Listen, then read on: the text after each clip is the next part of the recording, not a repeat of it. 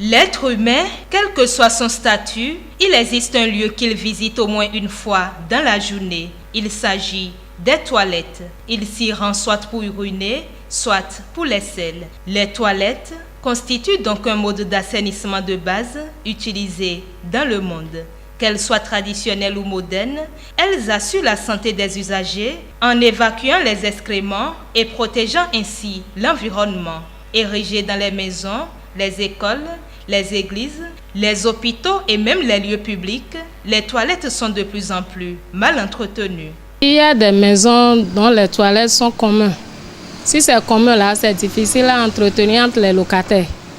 Or que si c'est personnel, normalement les toilettes doivent être propres parce que les toilettes, c'est la santé. S'il y a la propreté, il y a la santé. Le constat général qui est fait, c'est que dans nos formations sanitaires, il faut prier pour que jamais aucun besoin ne vous prenne d'aller visiter nos latrines.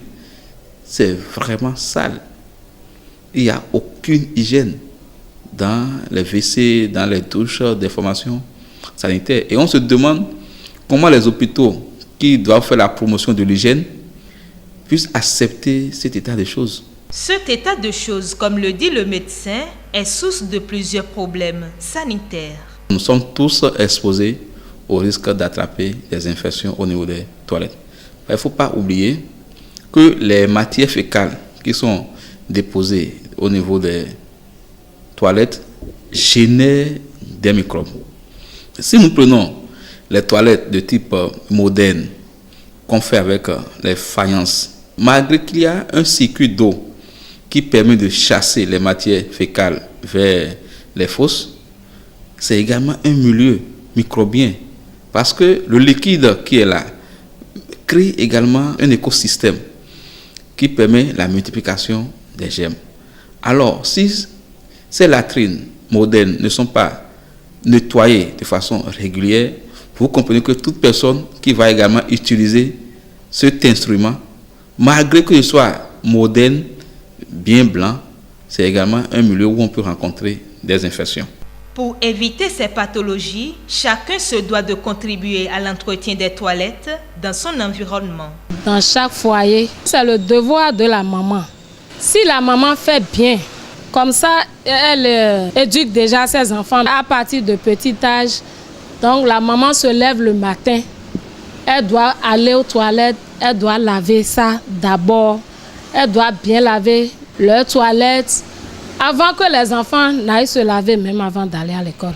Même les WC, parce que maintenant les WC ne sont plus comme les WC d'avant.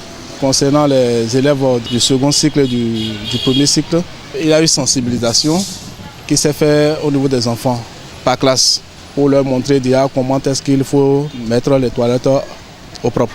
Et la sensibilisation a pris effectivement. Et quand les enfants vont faire leurs besoins, il y a de l'eau en permanence dans les toilettes. Et après avoir fini leurs besoins, ils utilisent l'eau du robinet pour chasser l'urine, si c'est d'autres besoins qu'ils ont fait.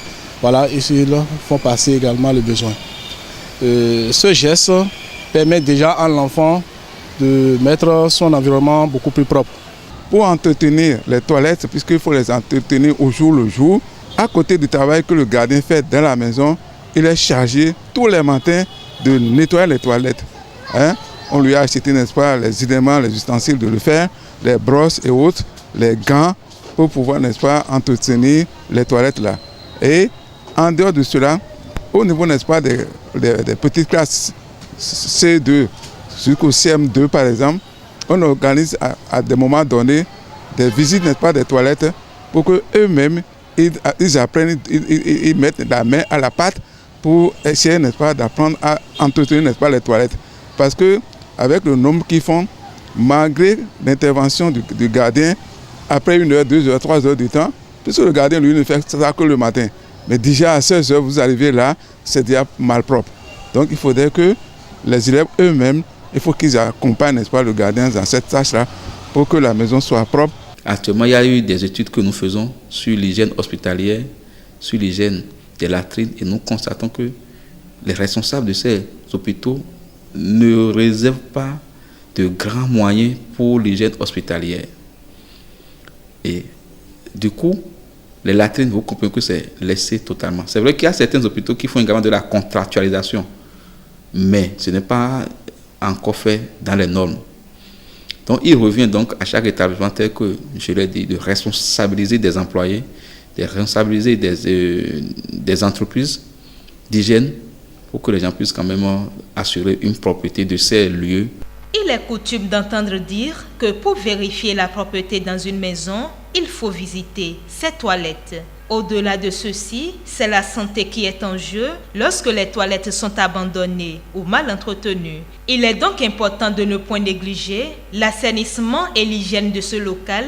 Et une chose qui importe encore est de se préserver des maladies en se lavant toujours les mains à l'eau et au savon après être allé aux toilettes.